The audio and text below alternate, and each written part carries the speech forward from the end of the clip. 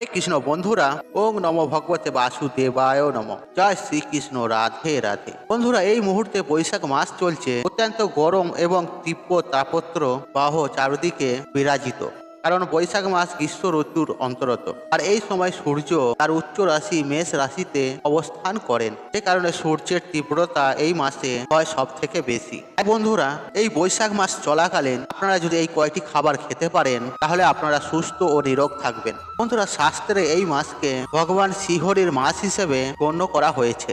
এই মাস একটি পুণ্যতরা পবিত্র মাস, কারণ এই মাসেই পরে বছরের অন্যতম শ্রেষ্ঠ দিন আমাদের অক্ষয় তৃতীয়া। বন্ধুরা, আমাদের সনাতন ধর্মে এবং আয়ুর্বেদে প্রত্যেকটি মাসের ভিন্ন ভিন্ন খাদ্য তালিকার কথা বলা হয়েছে। আমরা যদি আমাদের এই সনাতন ধর্মের খাদ্য তালিকা প্রত্যেক মাসে মেনে চলার চেষ্টা করি, তাহলে নিশ্চিত রূপেই আমরা আমাদের শরীরকে সুস্থ এবং রোগমুক্ত রাখতে পারি। শুধু তাই নয় বন্ধুরা, এই তীব্র গরমেও আমরা স্বস্তি এবং আরাম পেতে পারি। বন্ধুরা, আজ এই ভিডিওর মাধ্যমে আপনাদের সাথে আলোচনা করব বছরের এই প্রথম মাস বৈশাখ মাসে আমাদের কোন খাবার গ্রহণ করা প্রয়োজন এবং কোন কোন খাবার আমাদের বর্জন করা প্রয়োজন, এবং সর্বোপরি ভগবান শ্রীকৃষ্ণ বৈশাখ মাসে কোন খাবার খেতে বেশি পছন্দ করতেন, আর যে খাবারটি আমাদের এই পবিত্র বৈশাখ মাসে একবার হলেও খাওয়া প্রয়োজন। নমস্কার বন্ধুরা, এই সনাতন পরিবারের সবাইকে অনেক অনেক আন্তরিক শুভেচ্ছা, ভালোবাসা।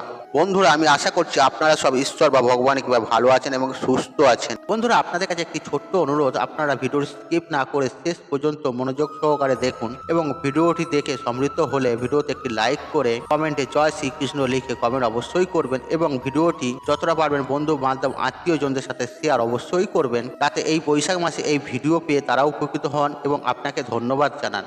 বন্ধুরা, বৈশাখ মাসে যেহেতু অত্যন্ত গরম থাকে আর তার সঙ্গে দেখা যায় তীব্র তাপপ্রবাহ, সেই কারণে এই সময়ে আমাদের হজম শক্তি অনেকাংশেই কমে যায়, আর তার সঙ্গে ক্রমাগত ঘাম ঝরতে থাকায় এই সময় আমাদের ডিহাইড্রেশন অর্থাৎ জলের ঘাটতি ক্রমাগত দেখা যায়।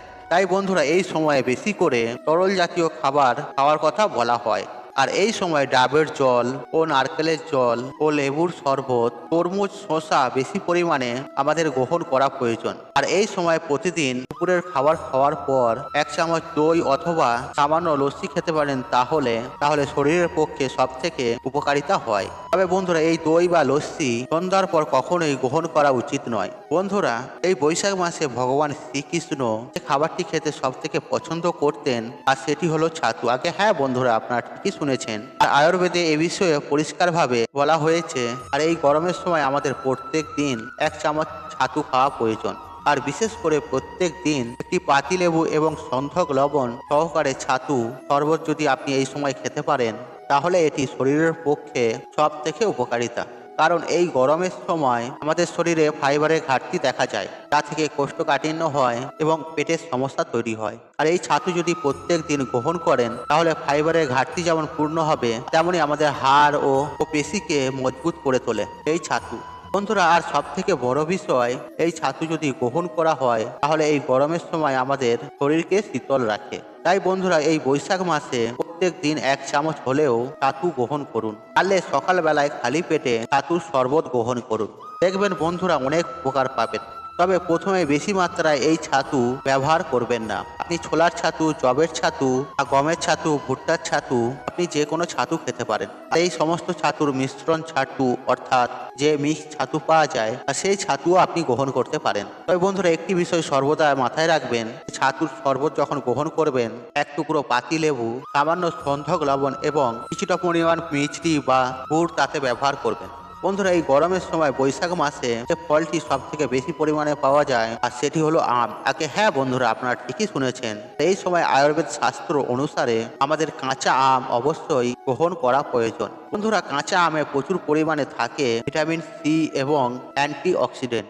আম মাখা, কাঁচা আমের ডাল ও কাঁচা আমের চাটনি এই সময় আমাদের গ্রহণ করার কথা শাস্ত্রে বলা হয়েছে। বন্ধুরা, বৈশাখ মাসে আম খুব একটা পাকে না, তাই এই সময় কাঁচা আম গ্রহণের কথাই বলা হয়। বন্ধুরা, বৈশাখ মাসে যদি আমলকি ফলটি আপনি যদি বাজারে পেয়ে থাকেন, তাহলে কখনোই কিন্তু সে ছেড়ে আসবেন না, আর সঙ্গে সঙ্গে আপনি ঘরে নিয়ে আসবেন। আর এই সময় কাঁচা আমলকি খাওয়া আমাদের শরীরের পক্ষে সব থেকে উত্তম। আর সমস্ত ফলের থেকে কাঁচা আমলকিতে সব থেকে বেশি পরিমাণ ভিটামিন সি থাকে।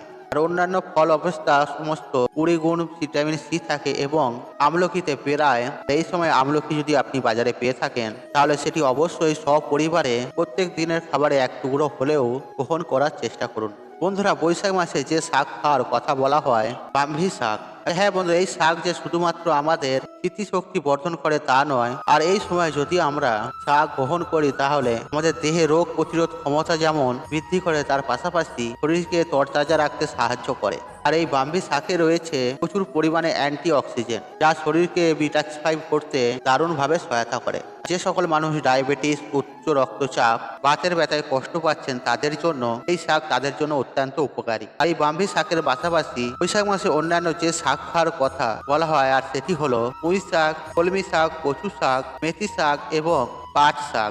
হ্যাঁ বন্ধুরা, প্রতিদিনের খাবারে অল্প পরিমাণ হলেও এই ভিন্ন ভিন্ন শাক ব্যবহার করুন। বৈশাখ মাসে ঘন দুধ বা বেশি পরিমাণে জাল দেওয়া দুধ যতটা সম্ভব ব্যবহার কম করবেন। হালকা পাতলা দুধ, অল্প পরিমাণ ঘি আপনি এই সময় গ্রহণ করতে পারেন। তবে সব থেকে ভালো হয় আপনি যদি দুধের পরিবর্তে দই অথবা লস্যি গ্রহণ করেন। বন্ধুরা, এই বৈশাখ মাসে ময়দা জাতীয় খাবার ও প্যাকেটের বিভিন্ন প্রসেস খাবার যতটা সম্ভব এড়িয়ে চলার চেষ্টা করুন।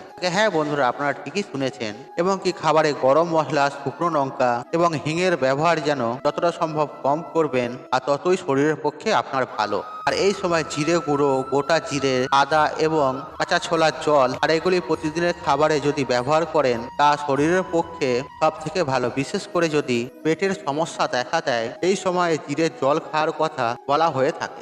বন্ধুরা, বৈশাখ মাসে যে জাতীয় ডালের খাবার কথা বলা হয় সব থেকে উত্তম ডাল হিসেবে গণ্য করা হয় মুগ ডালকে। হ্যাঁ বন্ধুরা, আপনারা ঠিকই শুনেছেন। আর এই মাসে অন্যান্য ডাল অপেক্ষায় মুগ ডাল বেশি পরিমাণে খান। এর পাশাপাশি পাতলা করে মসুরির এবং কলাইয়ের ডাল গ্রহণ করুন।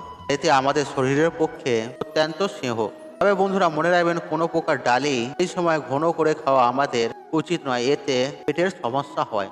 বন্ধুরা, বৈশাখ মাসে নানা রকম সবজি ওঠে, যেমন পটল, বেগুন, ঝিঙে, মিষ্টি কুমড়ো, লাউ, উচ্ছে, ঢেঁড়স, কুঁদরি, সজনে ডাঁটা, ঝিঙে। আর বৈশাখ মাসে যদি আমরা সকল এই সময় এইসব সবজি বেশি পরিমাণে ব্যবহার করি তাহলে আমাদের শরীরে সমস্ত উপাদানের ভারসাম্য বজায় থাকে। তাই বন্ধুরা, এই সবজিগুলি আমাদের প্রতিদিনের খাবারে থাকা প্রয়োজন। তবে বন্ধুরা, মনে রাখবেন সপ্তাহে 2 দিনের বেশি কখনোই কিন্তু তেঁতে জাতীয় কোনো সবজি গ্রহণ করা উচিত নয়। যেমন ধরুন উচ্ছে, করলা, নিম পাতা, এগুলি যদি আমরা বেশি পরিমাণে প্রত্যেক দিন ব্যবহার করি তাহলে এক্ষেত্রে আমাদের শরীরে উপকারের বদলে অপকার বেশি হয়।